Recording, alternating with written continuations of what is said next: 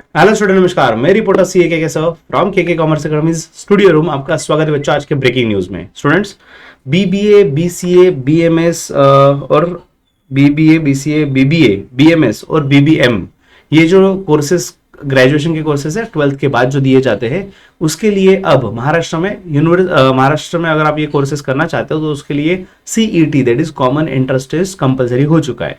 2 साल पहले की बात है बच्चों की कंपलसरी नहीं था एग्जाम, ये बस 12th के स्कोर जो है आपका 12th बोर्ड एग्जाम का स्कोर है उसके बेसिस पे आपको एडमिशन मिल जाया करता था। लेकिन 2023-24, 24-25 अब ये कंपलसरी हो चुका है कि आपको सीईटी देना जरूरी है। चलो ये तो सबको पता होगा। सर अब अपडेट क्या है इसमें, ये तो जो पुरानी बात हो गई। अपडेट ये है बच्चों कि इसके पहले फिलहाल ये अपडेट का डेट बता दो आपको, 6 जून 2025 का ये अपडेट है। 2025-26 के एडमिशन लेने के लिए 25-26 में अगर आप ग्रेजुएशन करना चाहते हो कौन से कोर्सेज के लिए, बीसीए, बीबीए, बीएमएस और बीबीएम, इसके लिए सीईटी ली गई थी। तो ये सीईटी के 3 दिन एग्जाम थी, 29 अप्रैल, 30 अप्रैल और 2 मई, ये 3 दिन में एग्जाम कंडक्ट की गई थी।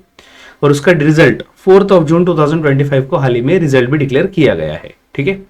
सो सदरील परीक्षेस मराठीमध्ये जे दिलेलं आहे ते सांगतो आता।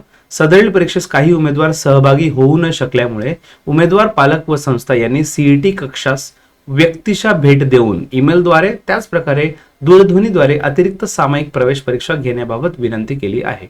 ओके, तो उनका कहना यह है कि सीईटी एग्जाम जो कंडक्ट की गई तो बहुत सारे बच्चे अटेम्प्ट नहीं कर पाए, तो उनके कुछ जो कैंडिडेट्स है या कुछ पेरेंट्स है उन्होंने टेलीफोन से कम्युनिकेशन किया, कुछ एक्चुअल में जाके फिजिकली विजिट करके आ गए और कुछ लोगों ने ईमेल किया और रिक्वेस्ट किया की एग्जाम वापस से करंट होना चाहिए। सो सदरील उमेदवारांचे शैक्षणिक हिताचा विचार करून, तो ऐसे जो स्टूडेंट है इनका डेफिनेटली आगे के 3 साल का सवाल है, ग्रेजुएशन का सवाल है, बहुत बड़ा सवाल है भाई। तो इनका एजुकेशनली एडवांटेज देखते हुए या कार्यालयास बीसीए, बीबीए, बीएमएस, बीबीएम या पदवी अभ्यासक्रमांच्या प्रवेशाकरिता अतिरिक्त सामायिक प्रवेश परीक्षा घेण्याची मान्यता दिलेली आहे।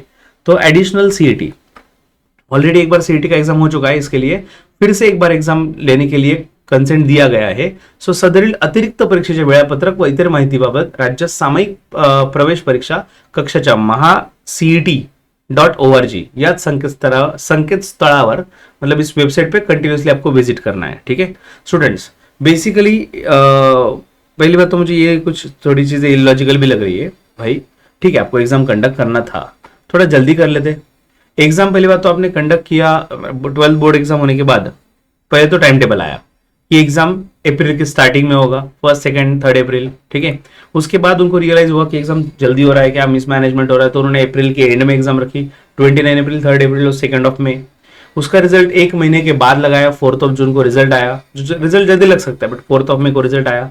उसके बाद अब उनको 2 दिन के बाद 6 मई, 6 अप्रैल, 6 जून को रियलाइज हुआ कि नहीं भाई, कुछ बच्चे एग्जाम नहीं दे पाए तो री एग्जाम लेनी चाहिए।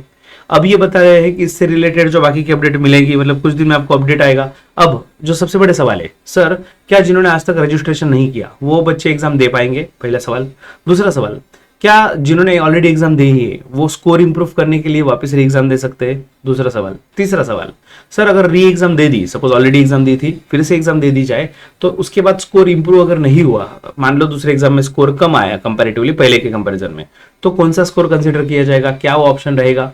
एग्जाम कंडक्ट कितने दिन में किया जाएगा, तो उसका रिजल्ट कब लगेगा, और रिजल्ट कब लगेगा तो उसके बेसिस पे एडमिशन कब होगा? ऐसे बहुत सारे सवाल है। और बच्चों, ये सीईटी सेल ने अब तक इतने लेट अपडेट करने की वजह से ऐसे बहुत सारे स्टूडेंट है, सैकड़ों स्टूडेंट है बच्चों हमारे जो ऑनलाइन या ऑफलाइन में जुड़े हुए हैं, उनका हमने देखा हुआ है कि वो स्टूडेंट हम तक आकर गए, मिलकर गए, सर हमें करना था, हमने सीईटी एग्जाम नहीं दे पाए, रजिस्ट्रेशन नहीं किया, अब क्या करें।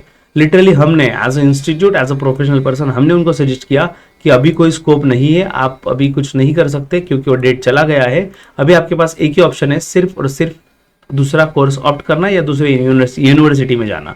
तो ऐसे बहुत सारे बच्चे हैं जिन्होंने अब तक कोर्स दूसरा ऑप्ट कर लिया, बीकॉम वगैरह कोर्सेज को ऑप्ट कर लिया, एडमिशन ले लिया, प्रोसेस हो चुका है, पैसे भर चुके हैं। बड़ा सवाल है कि क्या कॉलेज वाले उनको पैसे रिफंड करेंगे? अगर वो जो बीकॉम के लिए एडमिशन ले चुके हैं, जिनकी इच्छा बीबीए, बीसीए कोर्सेज की थी, अब अगर वो एग्जाम देंगे तो उनके क्या बीकॉम की फीस रिफंड होगी? क्या वो कॉलेज वाले मान जाएंगे? क्या उनको बीसीए का एडमिशन मिलेगा? ऐसे बहुत सारे सवाल इन्होंने ओपन रख दिए हैं।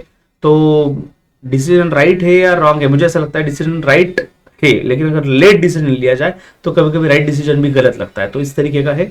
बट चलो जो भी रहेगा, हमें फिलहाल फाइट करना इज नॉट द ऑप्शन, जो भी रहेगा उसको एक्सेप्ट करके आगे बढ़ेंगे। सो अगली अपडेट जल्दी आप तक लेके आएंगे, तब तक के लिए stay tune and happy learning with CA KK reporter sir. See you in the next episode, bye bye.